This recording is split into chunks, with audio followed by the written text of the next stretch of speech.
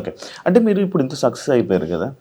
ఎప్పుడైనా అంటే ఇప్పుడు మళ్ళీ మాకు తెలుసు చాలా సక్సెస్ అయ్యారు. ఎందుకంటే మిమ్మల్ని చూసి ఇంకా చాలామంది స్టూడెంట్స్ వీణ నేర్చుకోవాలి. ఇలా మనం కూడా అందరికి జనాలకి చూపించాలి, స్టేజ్ మీద పెర్ఫార్మ్ చేయాలని చాలామంది వెయిట్ చేస్తూ ఉంటారు. అది ఓన్లీ బికాస్ ఆఫ్ మిమ్మల్ని చూసి. అంటే ఇంత సక్సెస్ అయిన తర్వాత మీ ఓల్డ్ డేస్ని ఇప్పుడు మేము వచ్చి ఒక హోస్ట్గా వచ్చి అడిగితే గుర్తు తెచ్చుకుంటున్నారా, లేక మీకు ఎప్పుడు గుర్తుంటా ఉంటుందా? ఏం అడిగినావు శివ? నాకు ఓల్డ్ డేస్ గుర్తు చేసుకున్నా షేర్ చేసుకోవడానికి ఎవరు ఉంటారు? నా పనిలో నేను ఉంటాను కదా. సో ఇవి షేర్ చేయాలి అని ఎప్పుడు అనుకుంటూ ఉంటాను.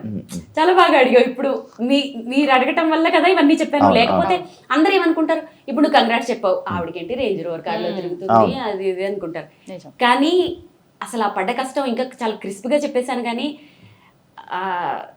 యూనిఫామ్ కూడా ఉండకపోయేది శివ. అంటే మా చెల్లిది వేసుకునేదాన్ని అనమాట, చిన్న స్కర్ట్. మా చెల్లిది నాకు ఎంత వస్తుంది, అది ఇక్కడికి పొట్టిగా ఉండేది, ఇక్కడ ఎలాస్టిక్ కూడా ఉండేది కదా, అక్కడ ఒక పిన్నీస్ ఉండేది, పిన్నీస్ పెట్టేదాన్ని.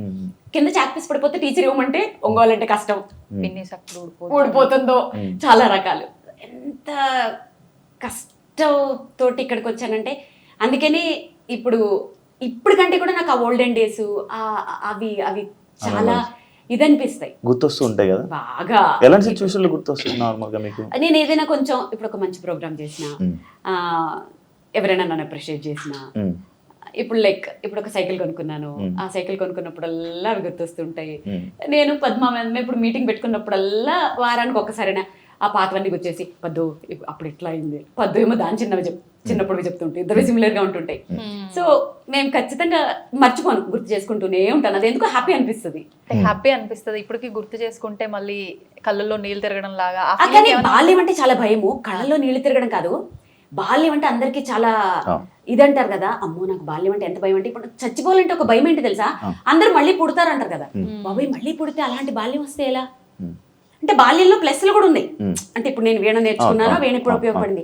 కానీ అంత భయంకరమైన బాల్యం మళ్ళీ వస్తుందేమో అన్న భయం యాక్చువల్గా. అందుకని ఆ బాల్యాన్ని నేను తలుచుకోవాలనుకోను. కళ్ళలో నీళ్లు తిరగడం కాదు, కానీ ఇప్పటికీ ఆ కళలు వస్తూనే ఉంటాయి. ఎవరైనా హిప్నటైజ్ తీసేస్తే బాగుండు అన్న ఫీలింగ్ వస్తూ ఉంటుంది. కొన్ని హారబుల్ సిచ్యువేషన్స్, అవన్నీ కొన్ని చెప్పుకోలేనివి చాలా ఉంటాయి. మీరు చావుకు భయపడతారా? లేదా ఇప్పుడేం భయపడ్డాను. మా ఆయన ఒకటే చెప్తారు, అయ్యో నేను చనిపోతానేమో, ఎంత ఫేము. అదే ఎందుకు అన్ని అనుభవించేసాను. అంటే ఒకసారి బాలసుబ్రహ్మణ్యం గారు చెప్పారు ఒక షోలో, నేను దేనికైనా భయపడతానంటే అది నా చావుకి, ఎందుకంటే నేను ఇంకా దీన్ని అనుభవించాలని అనుకుంటున్నాను. అది వారు అనుకోవడంలో తప్పులేదు, ఎందుకంటే అలాంటి ఆయన మిస్ అవ్వకూడదని ప్రపంచమే కోరుకుంటారు కదా. ఆబ్వియస్లీ అసలు ఆయన నిజంగానే చావకూడదు, అలాంటి వాళ్ళకి చావు ఉండకూడదు అసలు. నిజంగానే ఎంత ఫీల్ అయ్యాం, ఇప్పటికే ఫీల్ అవుతాం మనం. నాకేంటంటే నేను అంత పెద్ద వాళ్ళతో పోల్చుకునేది కాదు, కాకపోతే భయం అనేది ఎందుకు లేదంటే,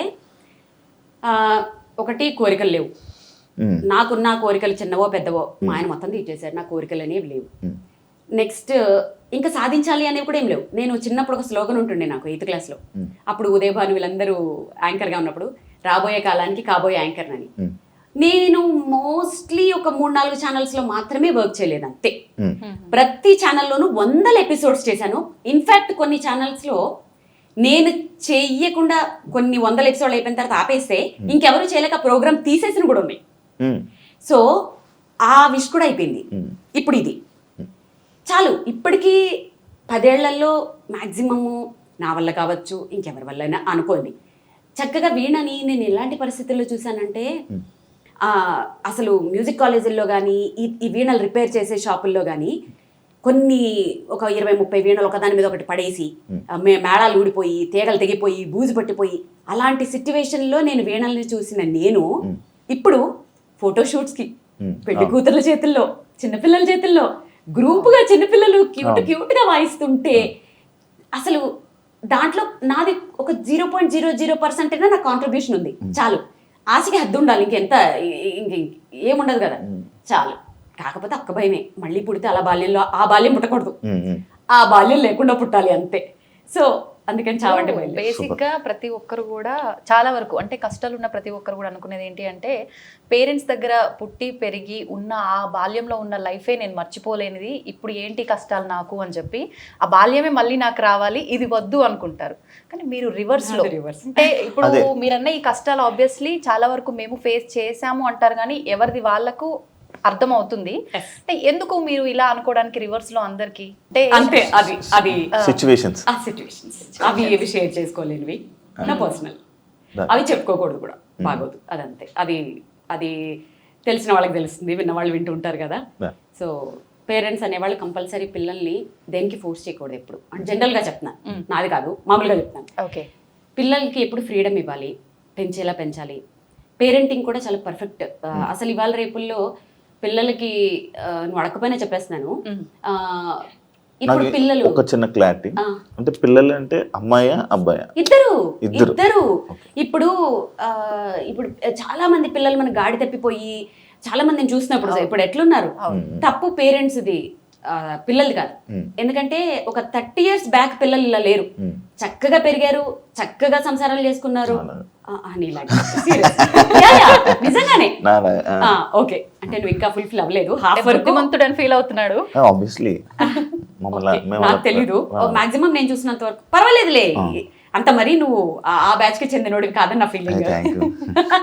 సో పిల్లల్ని పెంచడం వరకు ఎట్లా అంటే 30 years బ్యాక్ వరకు పేరెంటింగ్ బాగుంటుండే, చక్కగా పిల్లలకి ఒక భయం ఉంటుండే.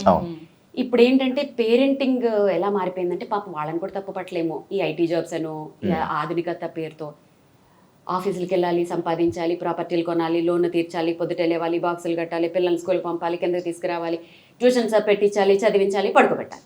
ఇదే తప్ప ఇంకోటి తెలియదు వాళ్ళకి. ఇంకేం తెలుస్తుంది? చాలా మంది పేరెంట్స్ ఏం చేస్తారు తెలుసా, ఇప్పుడు మన ఇద్దరు మాట్లాడుకుంటాం అనుకో, లోపలికి వెళ్ళి చదువుకోమ్మా అంటారు. ఇంకా లోపలికి వెళ్ళి చదువుకుంటే వాడికి ఎవరు చెప్తారు లోక జ్ఞానం? ఒక టిప్పు చెప్పనా, పిల్లల్ని పెంచేటప్పుడు ఏం చేయాలి తెలుసా? Age wise. ఇప్పుడు 2nd class పిల్లడు ఉన్నాడు, వాళ్ళు ఎంత ముదురులు ఉంటారు తెలుసా? వాళ్ళు అక్కడ ఆడుకున్నట్టే ఆడుకుంటారు. మా మమ్మీ వాళ్ళు ఏం మాట్లాడుకుంటున్నారో చెవులన్నీ వీళ్ళ మీదే ఉంటాయి. అప్పుడు ఏం చేయాలి తెలుసా? అవును, మొన్న పిల్లోడిని ఎవరో కిడ్నాప్ చేశారట, కళ్ళు పీకేశారట తెలుసా పాపం, ఆ పిల్లోడు ఇప్పటి వరకు దొరకలేదట. అయినా నా బాబాయ్ ఎంత బాబాయ్, మా బాబు చాలా మంచోడమ్మా, చాలు ఆ అప్రిసియేషన్ చాలు. వాడు 5th classకి వచ్చేంత వరకు దారిలో ఉంటాడు, మళ్ళీ 5th ఇంకొకటి వేయాలి, టీనేజ్కి వచ్చాక ఒకటి వేయాలి. అంటే వాళ్ళ గురించి మాట్లాడుకుంటున్నామని తెలియకుండా ఇండైరెక్ట్ గా ఫ్రెండ్స్ తో మాట్లాడుకుంటూ బయట ఏం జరుగుతుంది, సొసైటీ ఏం జరుగుతుంది, ఇలా ఒక పేరెంటింగ్ కూడా ఒక ఆర్ట్. అంతేగాని పిల్లల మీద బతకాలని, పిల్లల సంపాదనల మీద బతకాలని, పిల్లల్ని హెరాస్ చేసే పేరెంట్స్ నాకు చాలా తెలుసు. నిజంగా అది ఆ క్రూయల్టీ అది మారాలి. ఆ పిల్లల సంపాదనల కోసం వాళ్ళని టార్చర్లు పెట్టి, ఆడపిల్లలు అయితే మరి. అంటే ఇప్పుడు మరి స్కూల్స్ లో కూడా అలాగే చదివిస్తున్నారు పిల్లల్ని, నువ్వు జాబ్ చేయాలి, నువ్వు ఏదో చేయాలి, వాళ్ళు సైకిక్ అయిపోతున్నారు. సో ఎంతమందికి ఇప్పుడు 10th class పిల్లలకి 10 into 10 అడిగితే టక్కుమని ఎంతమంది చెప్తారు శివ? 10 into 10 ఎక్కువద్దు, ఎంతమంది చెప్తారు? 10 into 10 అది జస్ట్ చెప్పాను. సో చదివే కాదు, యాక్చువల్గా వాళ్ళకి లోక జ్ఞానంతో పాటు చదువు కూడా ఉంటే బాగుంటుంది. అండ్ వీణా గారిని నేను చూస్తున్నప్పుడు, అంటే ఇప్పుడు ప్రెజెంట్ ఉన్న సోషల్ మీడియాలో చూస్తున్నప్పుడు, మిమ్మల్ని చూస్తున్నప్పుడు ప్రత్యేకంగా చాలా ట్రెడిషనల్గా ఉంటారు. ఎప్పుడు మిమ్మల్ని ట్రెడిషనల్ వేలోని అసలు చాలా చక్కగా ఉంటారు, నిండుగా చాలా మంచిగా అనిపిస్తుంది. అంటే అది ఏమో తెలీదు, ఇప్పుడు చాలామంది అబ్బాయిలకు కూడా ఇలా ట్రెడిషనల్గా ఉంటే నచ్చుతూ ఉంటారు. అలానే మిమ్మల్ని చూసినప్పుడు నాకు ఆ ట్రెడిషన్ నచ్చుతుంటుంది. అంటే మీ దగ్గర అంత డబ్బు ఉంది, మీరు పెద్ద ఫేమ్లో ఉన్నారు, అంటే బయటికి వెళ్ళేటప్పుడు కూడా మీరు చూపించుకోవచ్చు, బట్ మీరు అలా ఉండరు. అసలు ఆ డబ్బుని ఏమి మీరు వాడరు, అసలు ఆ లైఫ్ వేరు, ఆ డబ్బు లైఫ్ వేరు, అదేం లేదు, చాలా సింపుల్గా కూల్గా ఉంటుంటారు. అంటే దానికి రీజన్ ఏంటి? అంటే మీ లైఫ్ స్టైలా?